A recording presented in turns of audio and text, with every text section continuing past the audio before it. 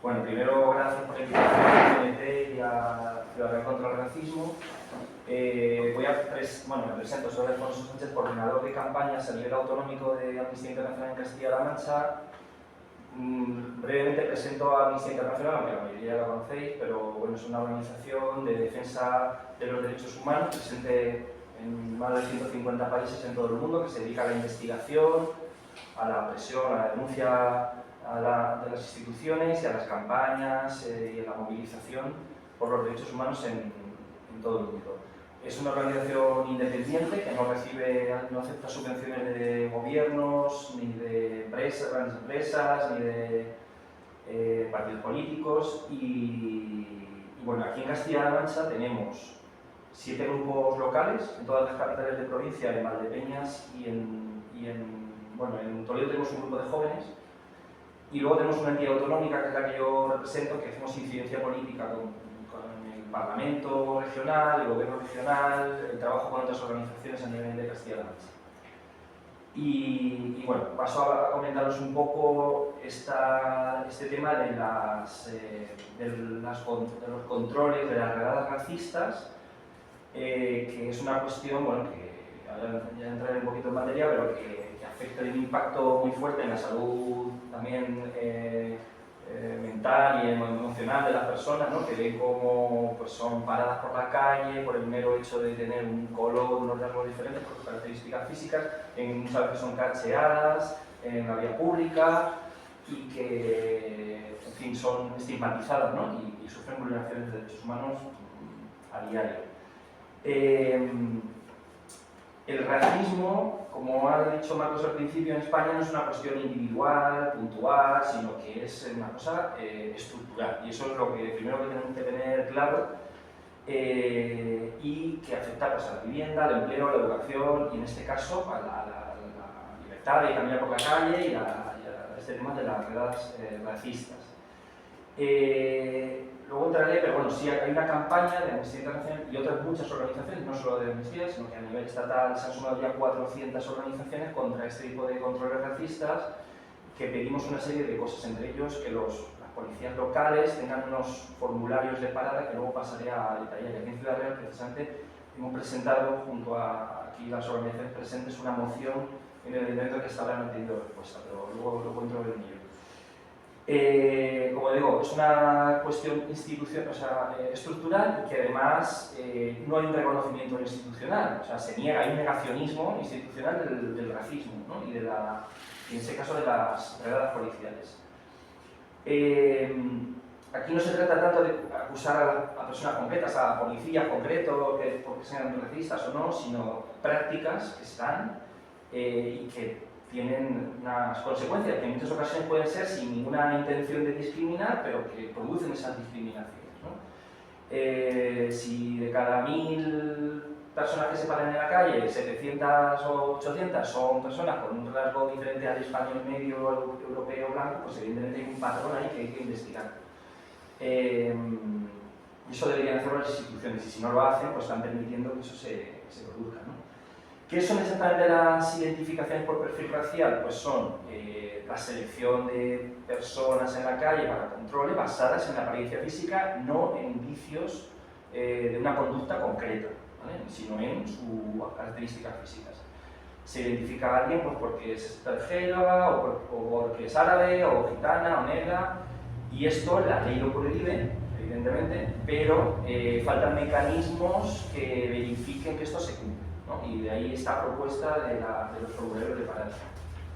La ley, de hecho, la famosa ley Mordaza, que tiene tantos aspectos negativos, que queremos cambiar desde hace muchos años, pero incluye la prohibición de este tipo de... Dice que solamente son 2 supuestos válidos para identificar a personas en la vía pública, que son los indicios de participación en una infracción o una necesidad razonable para prevenir un delito concreto. Pero la ley exige proporcionalidad, igualdad de trato, no discriminación por origen étnico, eso está recogido en la ley, ¿vale? Como digo, faltan herramientas para que esto se controle y se verifique que es así. Hay estudios, varios estudios hechos en España y en Europa, que dicen, por ejemplo, uno que se hizo en la Universidad de Valencia junto a Oxford en 2013, que por cada persona blanca europea que se paraba para la policía en la calle, se paraba a 10 gitanas.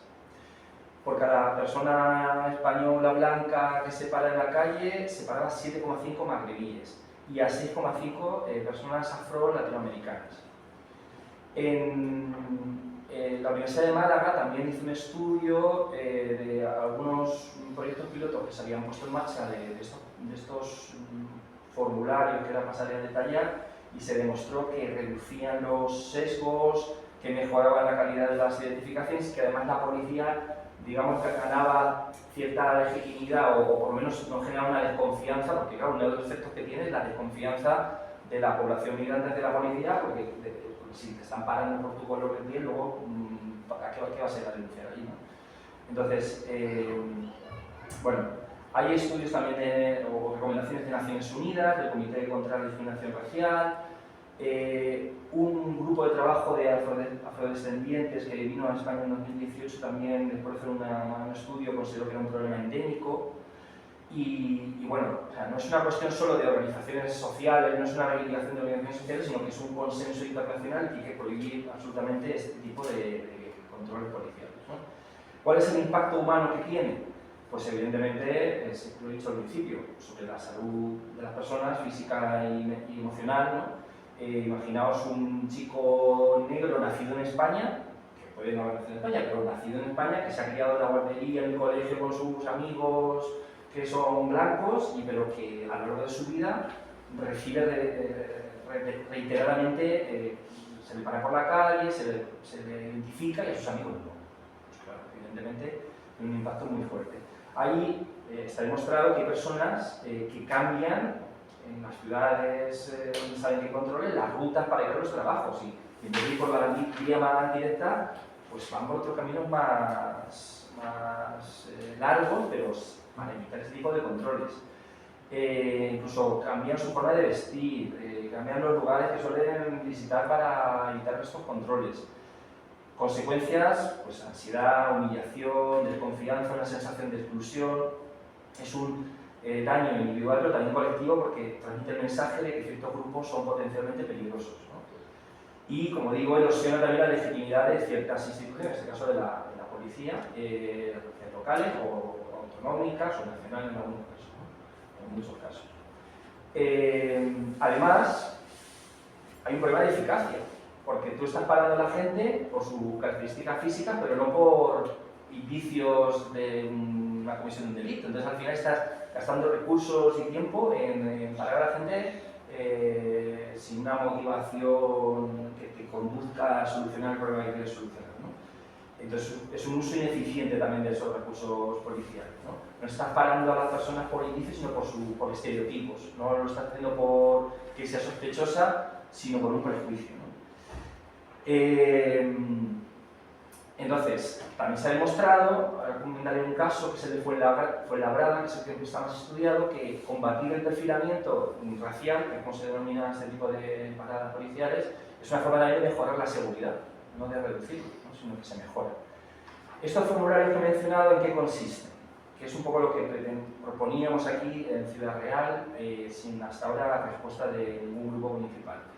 Pues que cuando se pare a personas por la calle, se les identifique por el motivo que sea, dentro de, obviamente, lo que marca la ley, pues aparte de los datos de motivo, fecha, hora, datos personales X, se refleje la motivación de la parada, ¿vale? Por qué se está haciendo, que se justifique, y en un segundo papel, digamos, anonimizado, ¿vale? En un segundo documento se refleje el origen étnico-racial que percibe el policía o que la persona que es parada se autopercibe, si no está de acuerdo con lo que marca el policía, que luego sirva para analizar sesgos estadísticos en las paradas policiales y que eso se analice junto a organizaciones de la sociedad civil que representen a las personas migrantes o racializadas, ¿vale?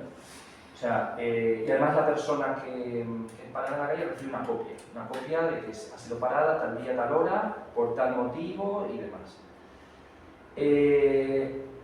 El contraste entre hacer esto con o sin formulario, pues sin formulario, digamos, pues no hay constancia del motivo por el que te paran, no hay una estadística luego fiable, es imposible detectar patrones. Sin embargo, esto nos puede permitir pues, reflejar los motivos, registrarlos, detectar sesgos en los controles policiales.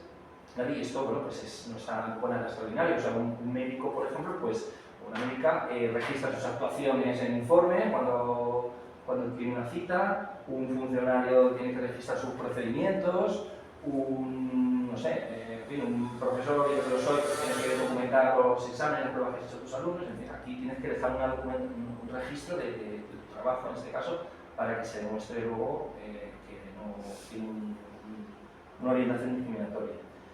De alguna manera también se puede argumentar que esto protege a los propios agentes, pueden justificar sus actuaciones, lo tienen ahí ante una acusación X, pues pueden decir, no, es que al ser cometido tal delito estaba buscando a personas con determinadas características o lo que fuera, y entonces aquí lo puedo justificar.